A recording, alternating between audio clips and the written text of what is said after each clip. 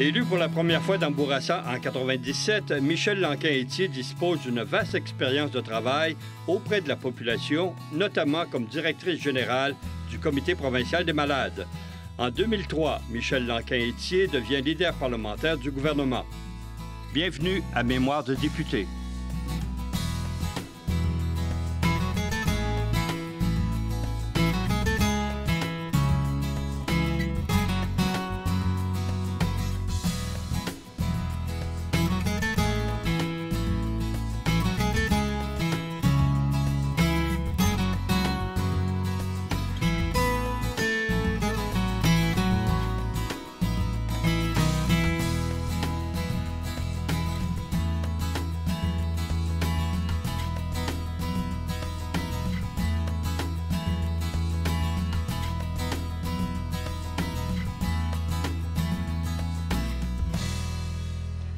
Bonjour, Mme Lanquin-Hétier. Bonjour, M. Morin. Au tournant de l'an 2000, vous avez appris une nouvelle personnelle terrible. Vous étiez atteinte d'un cancer.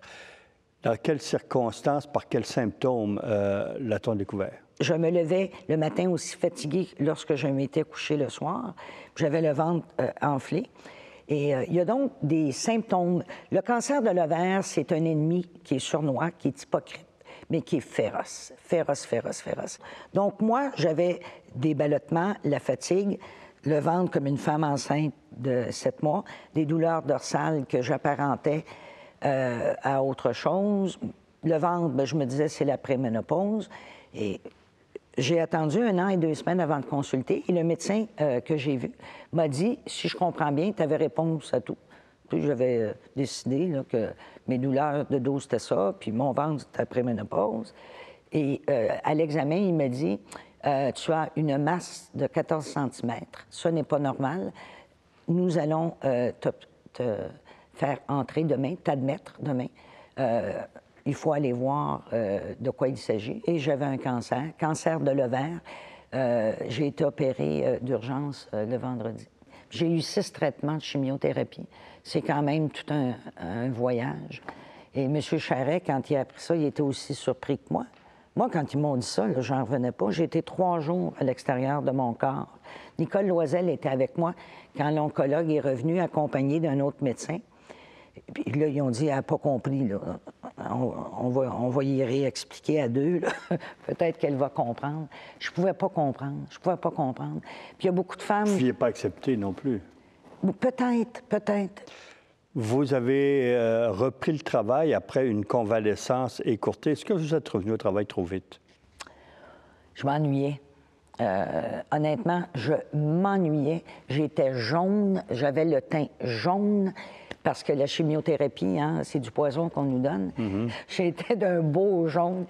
Mais le comté, l'équipe me manquait, Je m'ennuyais. Le médecin m'avait demandé de retourner en octobre. Ça lui apparaissait raisonnable. Puis il ne savait même pas qui j'étais. Puis il me dit, vous faites quoi, vous? Puis là, je lui avais dit. Oui, il était tout surpris, ça n'en remettait pas.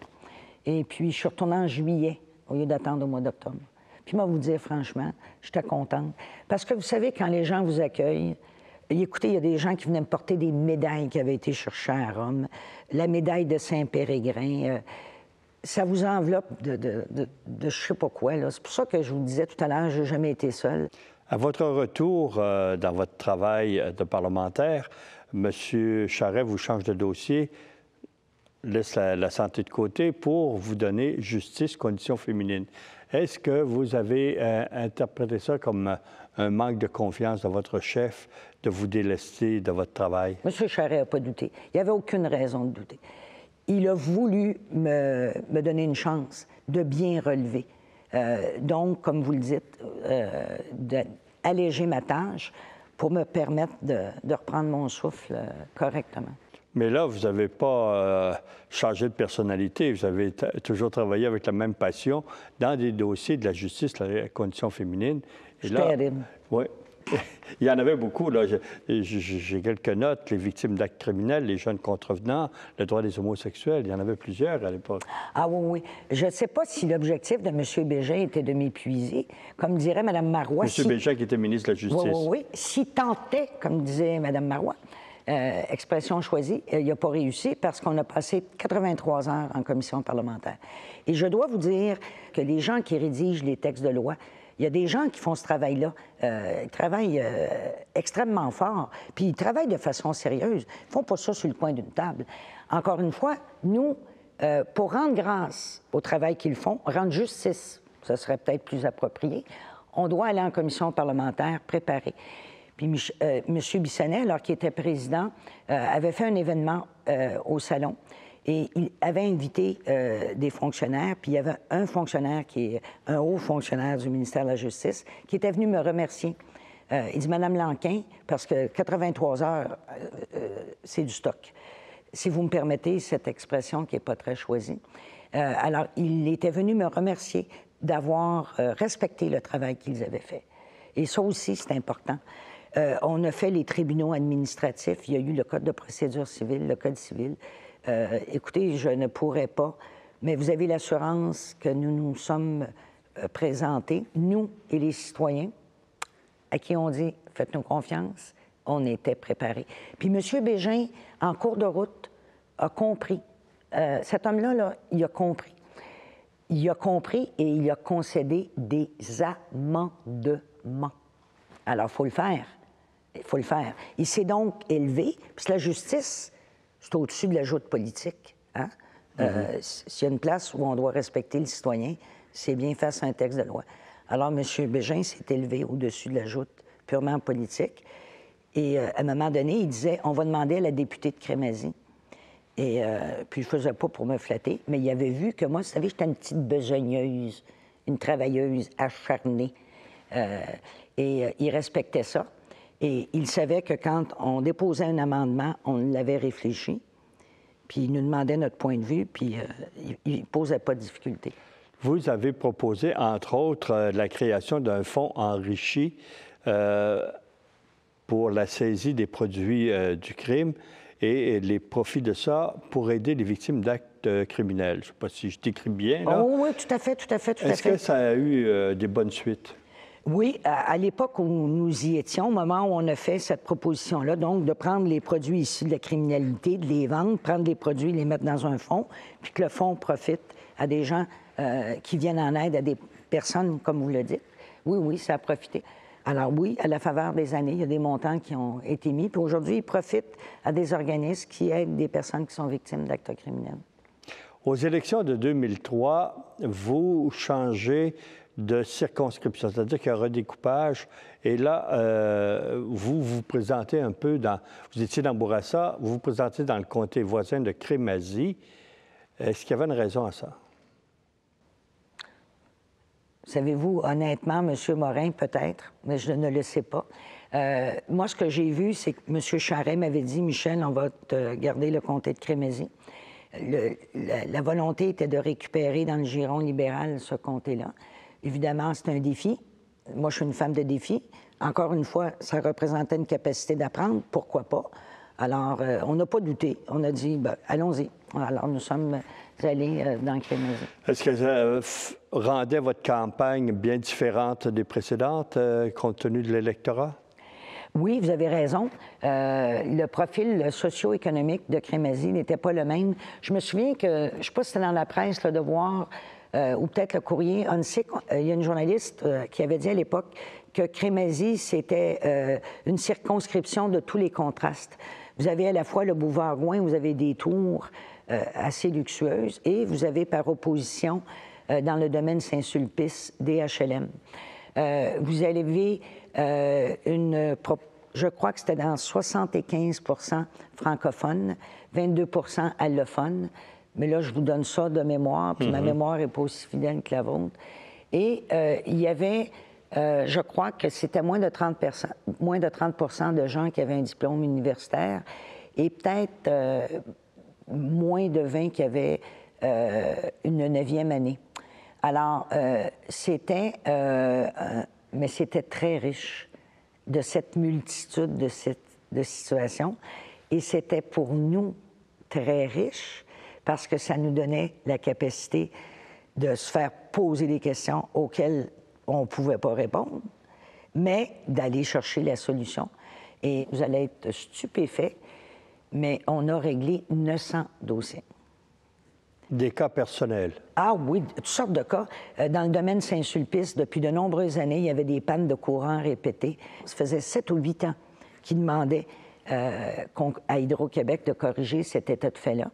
Moi, j'avais interpellé le cabinet, ce qu'on faisait rarement. On interpellait quand c'était vraiment, pour nous, le seul endroit. On n'abusait pas de cette porte-là. Et on avait demandé à pouvoir entrer en contact avec une personne à Hydro-Québec. Puis j'avais dit à la personne au cabinet, « Vous direz que la députée de Crémazie, c'est une achalante. » Fait qu'elle m'avait dit, « Êtes-vous sérieux? » J'ai dit, « Oui, oui. Faites bien comprendre que nous, on prend ce dossier-là. Ça fait 7 ans, 8 ans, on va le régler. » Et on l'a réglé. On a réglé, grâce à la collaboration de collègues, on était chanceux. On avait la collaboration d'abord de M. Jean Charest, qui a toujours été présent, qui nous a toujours aidés, et collègues ministres, toujours. Puis nous autres, on avait toujours quelque chose. Vous savez, quand vous avez votre liste dans vos poches, là, vous êtes dans le corridor, vous déterrez votre liste, vous êtes à la salle de bain, vous déterrez votre liste, vous arrivez en chambre, ils ne sont pas assis, puis vous arrivez des teignes. En 2003, les libéraux ont pris le pouvoir. Vous attendiez-vous à être nommé ministre compte tenu de vos années de service et votre expérience? Non, pas du tout. Honnêtement, moi, je ne suis pas allée en politique pour le pouvoir ou le prestige. J'y suis allée, comme je vous l'ai dit précédemment, parce qu'il y a cette prodigieuse capacité de venir en aide à des citoyens et faire une différence pour eux, soit au niveau de la qualité de vie ou la situation dans laquelle ils sont, capacité d'apprendre. Et j'ai fait les choses, et mon équipe a fait les choses parce que ça nous faisait plaisir. Monsieur Charest, au lieu de vous nommer ministre, vous nomme adjointe, leader parlementaire adjointe. Hein? Ça m'a pris du temps, moi, avant de me rappeler que c'était leader parlementaire adjointe. Je mettais tout ça à l'envers. Puis ça, c'était un poste de responsabilité. Ouais. C'est très important. Hein? Vous savez, encore une fois, moi, c'est pas le prestige, mais il y avait du prestige là-dedans. Là. C'est de s'assurer de la bonne marche des travaux sur le plancher, s'assurer qu'on collabore évidemment avec les WIP, s'assurer que les gens vont respecter leur temps de garde, de faire des interventions, vous savez, de faire des lectures de façon audible pour que les gens comprennent quels sont les travaux du jour. Et en quelque sorte, j'étais extrêmement heureuse qu'il m'ait confié. C'était important, honnêtement. Si vous me permettez un péché d'orgueil, c'était important, c'était important. Vous avez quand même continué votre travail, je dirais, social, parce que vous avez fait partie d'un comité pour aider les personnes âgées en perte d'autonomie. Quelles attentes vous avez constatées? Alors, vous savez, quand tout à l'heure, lorsque je vous disais que pour le cancer, j'ai eu la chance d'être entourée par ma famille, tous les membres du caucus, puis par opposition, je vous disais qu'il y avait beaucoup de personnes qui se retrouvent seules. Puis des fois, dans des conditions économiques épouvantables. Hein? Vous savez, quand on disait en chambre qu'ils étaient obligés de choisir entre le loyer ou les médicaments, c'était tout à fait vrai, là. Alors, ou qu'il y avait des plaies ou qui n'étaient carrément pas au bon endroit, tu sais, qui n'auraient pas dû être maintenus à domicile. Alors, encore une fois, la préoccupation, c'était de faire voir cette réalité-là. Quand on est dans l'aquarium, on la perd de vue des fois. Puis des fois, peut-être pas non plus. Mais le mandat, les citoyens, c'est ça qu'ils nous demandent. Pouvez-vous amener ma voix à l'Assemblée nationale? Pouvez-vous leur dire? Et c'est ce qu'on faisait. Vous avez travaillé aussi à l'accessibilité à l'aide juridique. Ça signifiait quoi? Ça, c'était de remonter les seuils. Les seuils? Oui, tout à fait. Nous avons fait des consultations. On était itinérants. On est allé rencontrer les gens pour voir qu'est-ce qu'il y aurait lieu de faire en tenant compte de la capacité financière de l'État, parce que c'est bien important. Si on arrive avec des propositions qui sont irréalistes, les gens vont être déçus. Alors, après ces consultations-là, on a fait des propositions. Certaines d'entre elles, c'était de hausser les seuils d'admissibilité, et ils ont été haussés. Actuellement, il y a des personnes qui bénéficient de ça. Malgré vos occupations de député à l'Assemblée nationale, du côté ministériel, vous n'aviez pas oublié votre récupération du cancer de l'ovaire. Et là, vous avez travaillé à la promotion de la prévention, entre autres la Fondation DIVA.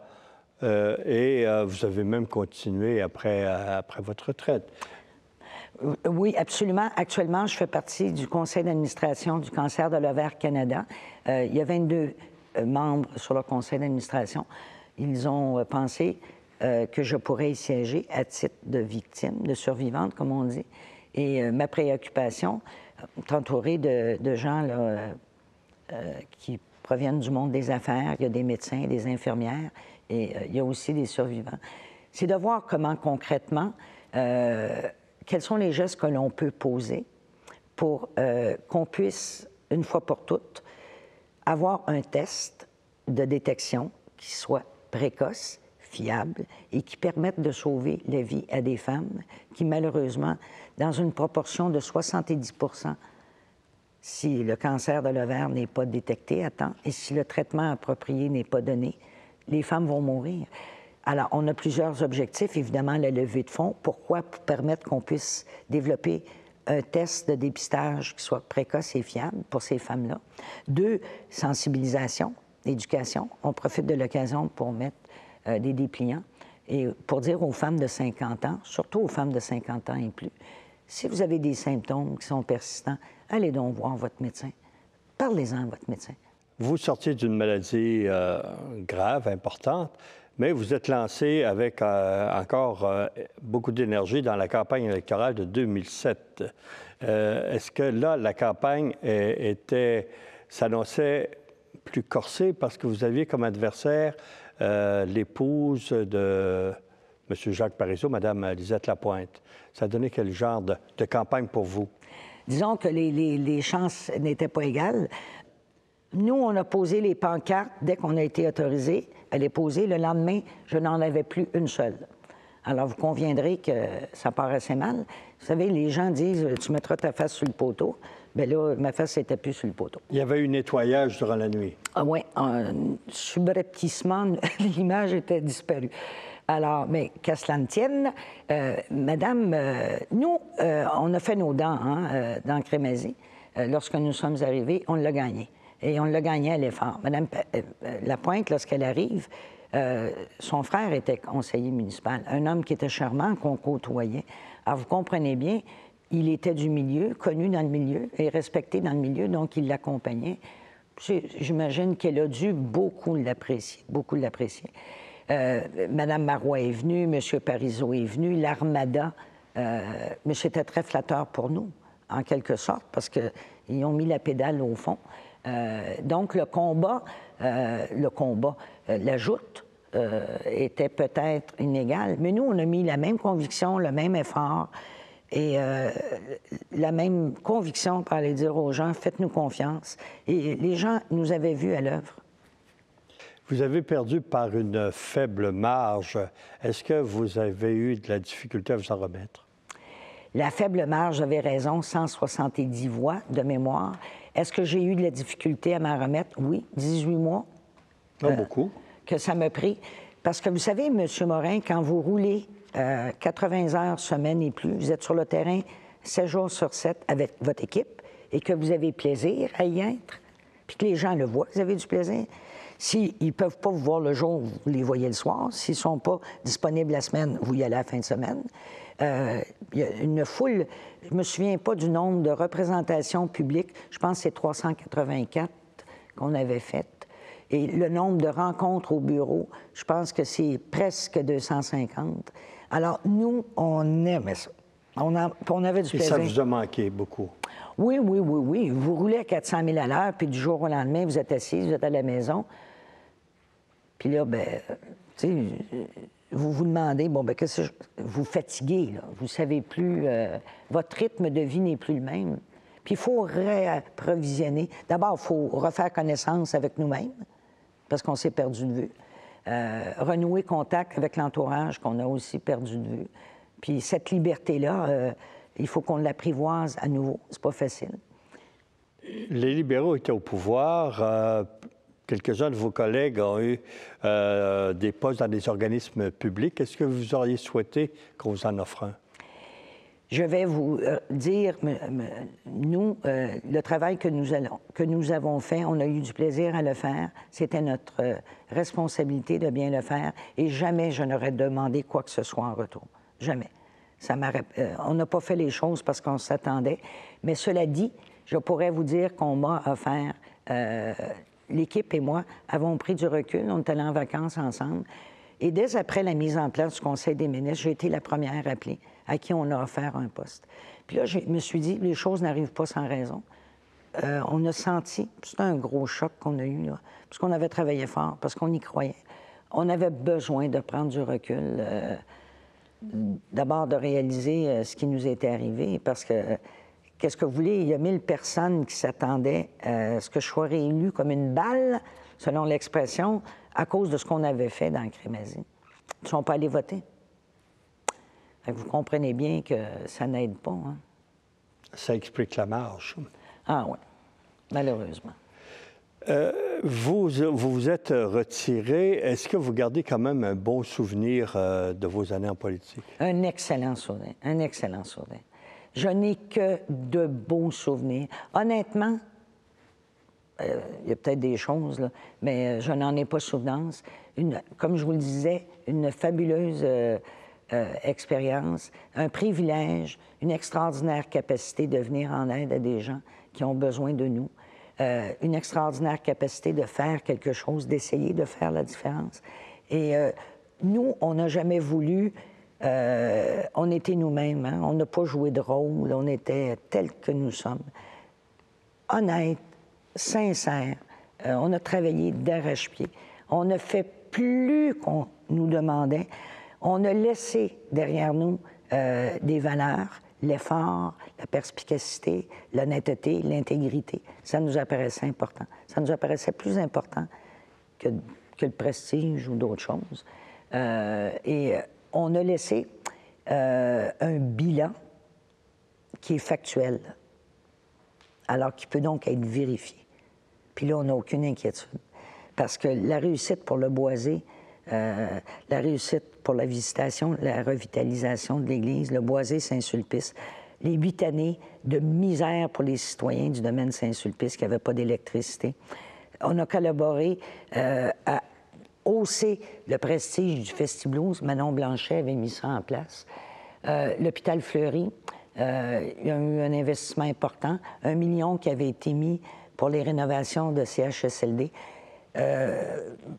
Écoutez le recueil de poésie, l'anthologie des poètes québécois, le SNAC, le service de nutrition et d'action communautaire, cette fabuleuse expérience d'amour dans le comté de Crémazie. Si vous aviez vu ça, à chaque année, on faisait une collecte de denrées alimentaires au profit des familles défavorisées de Crémazie. Les gens venaient de partout, partout, partout nous apporter des pâtes alimentaires, de la sauce tomate, des jouets. Un tel mouvement d'amour. Puis quand vous travaillez là-dedans, mon Dieu qu'on se sent bien. D'ailleurs, on s'étonnait de ne pas l'éviter, puis de ne pas être au-dessus de notre lit quand on se couchait le soir. Ça transporte, ça comble, ça fait du bien. C'était votre grande satisfaction. Ah oui, ah oui, ah oui. Concrètement, concret. Écoutez, on a réussi à ramener du Liban des enfants mineurs. Le papa était venu me voir, Madame Dada, le nom... et son époux était vraiment mal en point. Il était mort d'inquiétude parce qu'il y avait 2 enfants mineurs qui étaient au Liban. Il n'avait pas été capable de rejoindre. Malheureusement, c'était en juillet. Moi, j'avais convenu de prendre mes vacances pour collaborer avec la Croix-Rouge, étant donné la situation. Et cet homme-là vient nous voir puis nous demande, il voulait quasiment qu'on fasse un miracle. Et probablement qu'il y a quelqu'un qui l'a entendu. Madame Monique Gagnon-Tremblay nous a aidés au départ. Elle nous a ouvert les voies de communication. Et je pense que c'est Peter McKay qui a fait le reste. Et on a réussi à faire revenir ces enfants-là. Le père a pu voir les 2 enfants avant de mourir. Alors, entre vous et moi, quand je regarde, puis là, je me donne encore le frisson, quand je regarde la photo de cette famille-là réunie, je me dis, mon Dieu, on a fait du bien. Mm-hmm. Et la politique, c'est ça aussi. C'est de rendre les gens heureux, de faire du bien. C'est une multitude, c'est Fleur Bleue, hein, c'est Sainte-Nitouche, c'est vierge est tombé à l'Assemblée nationale, mais c'est ça. Vous n'êtes sûrement pas inactive à la retraite. À quoi occupez-vous votre temps? Ah là, je vais vous faire mourir encore une fois, mais tant qu'à y être un peu plus, un peu moins, c'est pas bien grave. Alors, vous rentrez à la maison, je vous le disais, là, vous vous attardez à regarder votre plafond, puis vous dites « Ah, ciel, il est défoncé ». Alors là, vous constatez que vous n'avez pas vu que vous aviez eu un dégât d'eau, puis que vous n'avez pas procédé à des réparations. Alors, je me suis lancée dans la rénovation. Alors, oui. Puis mes collègues féminines, je vous jure, M. Morin, quand on s'est rencontrés, toutes les femmes qui avaient perdu leurs élections, comme moi, elles ont toutes fait de la rénovation. Tout le monde, on s'est lancé dans la rénovation. Mais il y en a qui ont fait des deuxièmes étages. Moi, je n'ai pas fait ça. On avait ce besoin probablement encore de construire. Alors, j'ai fait des plafonds, des balcons, des galeries.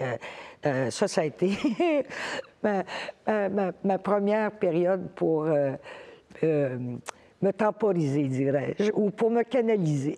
L'énergie. Oui. Après ça, j'ai lu.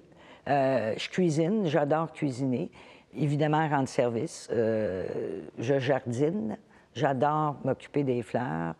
Mais vous occupez de la fondation aussi pour le cancer du sein, de l'ovaire. Oui, vous avez tout à fait raison. Je siège comme membre du conseil d'administration. Puis je fais aussi du faux vitrail avec ma belle-sœur et son mari, qui ont tous deux des habiletés dont on ne peut se passer. Alors, la créativité. Et la créativité, on peut la trouver aussi en politique. En politique aussi, est-ce que c'est le meilleur endroit, parce que vous avez fait une avant-carrière en dehors de la politique, très impliquée dans le milieu social, et de la politique, pour connaître la préoccupation des gens? Oh, je pense que oui, c'est définitivement un privilège que nous avons, absolument. D'entrer en contact et de recevoir la confiance des gens qui viennent au bureau vous confier des choses, des fois qui sont très douloureuses. Hein? Oui, on est chanceux. On est extrêmement chanceux, privilégiés. Puis, vous savez, des fois, on pense qu'on a tendance à généraliser. Hein? Les policiers sont tous des menteurs. C'est pas vrai. C'est pas vrai. Tout le monde ne ment pas. C'est faux de penser ça. Il faut aller vérifier avant d'affirmer. Aujourd'hui, des fois, on affirme puis on vérifie pas, ou on va vérifier après. C'est pas vrai que tout le monde est corrompu, que tout le monde est voleur. Mes mains sont extrêmement blanches. On allait chercher ça à coût de 5 $. On allait porter des demandes aux portes. On faisait des événements populaires, de sollicitation. On faisait la nuit en Italie qui était absolument merveilleuse. C'était une tradition qui avait été mise en place par Mme Bacon, je crois. Encore là, c'est une occasion pour les gens de la communauté italienne de se rencontrer. Una notte in Italia, de se parler d'amour, puis, tu sais, de vivre des moments qu'on ne vivrait pas ailleurs. Puis c'était du populaire. Puis il faut croire en la démocratie. Puis il faut travailler au respect de la démocratie. Il ne faut pas fouler ça des pieds. On doit prendre ces choses-là au sérieux. Et quand j'entends ça aujourd'hui, ça me heurte. Quand je vois qu'on fait des affirmations a priori, qu'on accuse a priori, ça me heurte. C'est difficile aujourd'hui d'être un politicien, hein? Parce que vous n'avez même pas la chance de dire que ce n'est pas exact. Vous savez, c'est difficile là, quand on ne peut plus dire les choses telles qu'elles sont. Les gens qui vont en politique ont énormément de mérite. Et moi, j'ai rencontré des gens des deux côtés de la Chambre qui ont énormément de mérite.